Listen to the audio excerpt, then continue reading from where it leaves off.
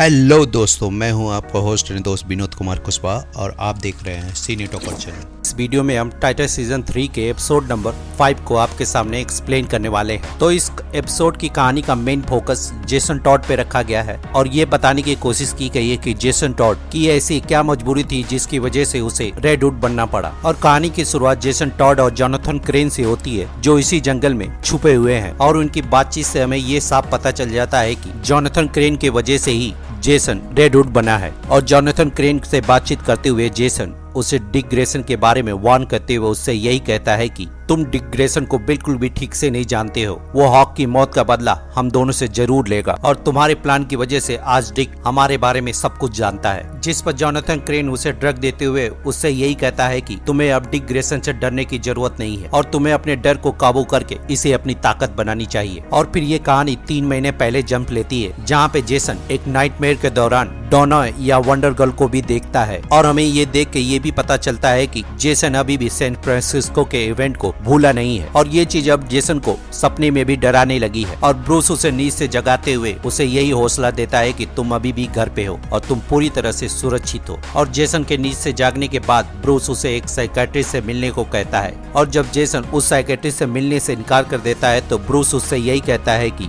जब तक तुम उस साइकियाट्रिस्ट से मिल नहीं लेते तब तक के लिए तुम रॉबिन को भूल जाओ। और उससे ये भी कहता है कि जब तक लेस्ली थॉम्पसन तुम्हें ग्रीन लाइट दे नहीं देती तब तक के लिए तुम रॉबिन नहीं बन सकते। और फिर जेसन अपनी दोस्त मॉली से मिलने के लिए एक रेस्टोरेंट में जाता है और जेसन को बातचीत के दौरान उसे मालूम चलता है कि एक लड़का डियोगो अपनी होम शेल्टर से गायब है और गौतम पुलिस इसे सिर्फ एक अफवाह मानकर उसे ढूंढने से इनकार कर रही है। और फिर थोड़ी बातचीत और जेसन के रिक्वेस्ट करने पे मॉली उसे उस जगह ले जाती है जहाँ से उसे उठाया या किडनैप किया गया है। और मॉली वहाँ पे ले जाकर उस शख्स के बारे में भी बताती है जिस पर उसको उठाने का शक है। और फिर जेसन उसके पास जाकर उससे बातचीत करने लगता है और जब वो उसे धमकाने लगता है तो जेसन उससे ये भी कहता है कि तुम्हें बिल्कुल अंदाजा नहीं है कि मैं कौन हूँ। जिस पर वो शख्स जेसन को वहीं पे बहुत बुरी तरह से मारने लगता है और मॉली के रिक्वेस्ट करने पे वो उसे छोड़ देता है। और जेसन इस हादसे से गुस्सा होकर मॉली को यहाँ से जाने को कहता है। और फिर हम जेसन को उस साइकियाट्रिस्ट के पास थेरेपी लेते हुए देखते हैं, जहाँ जेसन अपने माता पिता के बारे में बताते हुए उससे यही कहता है कि उसकी माँ स्मैक की दीवानी थी, इसीलिए वो मारी गई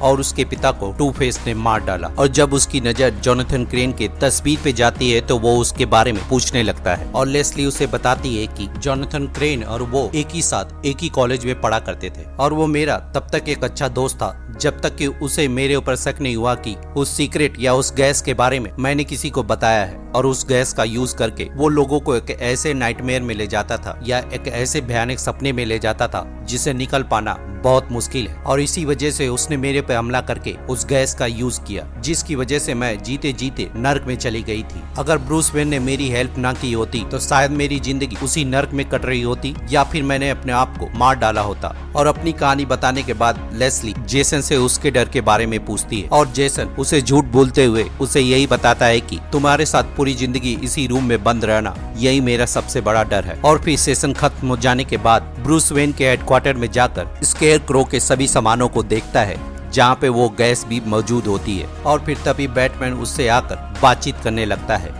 और उसे ये भी बताता है कि लोग डर की ताकत को बहुत कम आंक कर देखते हैं। और लेस्ली के सेशन में जाने के लिए वो उसे उस पर गर्व करते हुए उसे बेटा भी बुलाता है और वो दूसरे दिन भी जाकर लेस्ली से थेरेपी सेशन लेता है। और जब लेस्ली इस थेरेपी सेशन के दौरान रॉबिन के बारे में कुछ कहने को कहती है तो वो उसे आजादी बताता है और वो उससे ये भी बताता है कि मैं इस नाइटमेयर और इन सब चीजों से इतना परेशान हो चुका हूँ कि ये मुझसे बर्दाश्त के बाहर है। और जब लेस्ली उसे बिना रॉबिन के बारे में सोचकर बताने को कहती है तो वो उसे बताता है कि जेसन एक नाली का कीड़ा है और बिना रॉबिन के मेरी जिंदगी कुछ भी नहीं है। और लेस्ली जेसन और रॉबिन के बारे में डिफरेंस बताने के बाद उसे नेक्स्ट वीक मिलने को कहती है। और जब जेसन उस थेरेपी सेशन को खत्म करके वापस लौट रहा होता है तो ब्रूस वेन उसे आकर उसी जगह पे ले जाता है जहाँ पे उसकी माता पिता को मारा गया था। और वो जेसन से बातचीत करते हुए उसे यही कहता है कि मैंने अपनी जिंदगी में बहुत लोगों को खोया है लेकिन मैं तुम्हें नहीं खोना चाहता और इसीलिए आज के बाद तुम रॉबिन नहीं जेसन बन के रहोगे। जिस पर जेसन उससे यही कहता है कि तुमने जो जो कहा मैंने वो सारी चीजें की हैं, इसलिए तुम मेरे साथ ऐसा मत करो। जिस पर ब्रूस उससे यही कहता है कि तुम्हें मेरा बेटा बनने के लिए रॉबिन का कॉस्ट्यूम पहनने की जरूरत नहीं है जिस पर जेसन उससे यही कहता है कि तुम मुझे हमेशा ही कमजोर समझते रहे हो, तुमने डिक को कभी भी ऐसा नहीं समझा। और जेसन उसे गुस्से में ये भी कहता है कि तुमने डिक को वो हर चीज दी जिसे उसकी जरूरत थी और उसे तुम देते ही गए।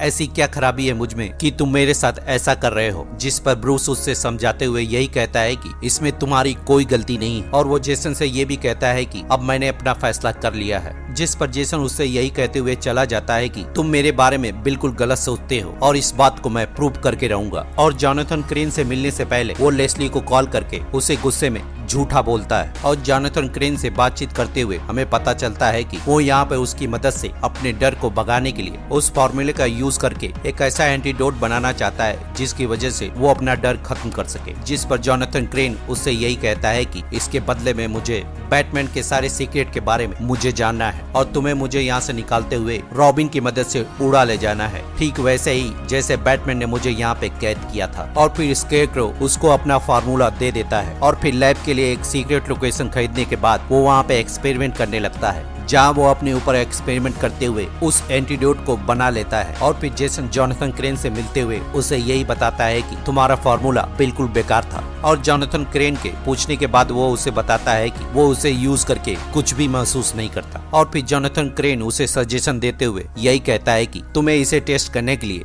बैटमैन के सबसे पुराने दुश्मन जोकर से भिड़ना चाहिए। और फिर हम पहले एपिसोड के सारे इवेंट को रिपीट होते हुए देखते हैं, जहाँ पे जेसन जोकर के हाथों मारा जाता है और जॉनथन क्रेन का आदमी जेसन के बॉडी को लेकर जॉनथन क्रेन द्वारा छुपाए गए राजा गुल के लजारस पिट में डुबो देता है, जिसकी वजह से जेसन फिर से जिंदा होकर जॉनथन क्रेन के सीक्रेट लोकेशन पे पहुंच जाता है। और जेसन के होश आने के बाद डांस करते हुए जेसन द्वारा बनाए गए एंटीडोट को इस्तेमाल कराने के बाद उससे यही कहता है कि तुम रेड हुड के कॉस्ट्यूम को पहनकर इस सिटी को वो दोगे जो वो चाहती है और अब तुम्हारे पास ना कोई स्टेशन है, ना कोई गिल्ट है और ना ही कोई डर है। नया मास्क और नए नाम और नए अवतार में उन सभी को सजा दोगे जिसने हमें अभी तक सताया है और तब तुम यहाँ के रियल सुपर हीरो कहलाओगे, क्योंकि गौतम सिटी को जस्टिस पसंद नहीं है, इसे पसंद है तो सिर्फ आतंक और तुम पूरी तरह से इसके एक आईने हो। और अब जाकर गौतम को वो दो जो गौतम सिटी डिजर्व करती है। और फिर वो पीट हॉकिंस के पास जाकर उसका काम तमाम करते हुए डिएगो को छुड़ाते हुए उसे मॉली के पास ले आता है। और जब जेसन मॉली से कहता है कि वो उसे कभी भी नुकसान नहीं पहुंचाएगा, मॉली उसे पहचानते हुए उससे यही कहती है कि मुझे नहीं मालूम कि तुम ये क्या कर रहे हो, लेकिन तुम्हें किसी की हेल्प की जरूरत है। जिस पर जेसन उसे जाने से पहले यही कहता है कि भले ही इसकी शुरुआत बुरी हुई है लेकिन ये बाद में सही हो जाएगा। और जेसन अंत में उसे एक दरवाजे में अच्छा लॉक लगवाने को कहकर वहाँ से चला जाता है और ये एपिसोड मॉली के पुकार के साथ खत्म हो जाता है। तो इस एपिसोड में इतना ही,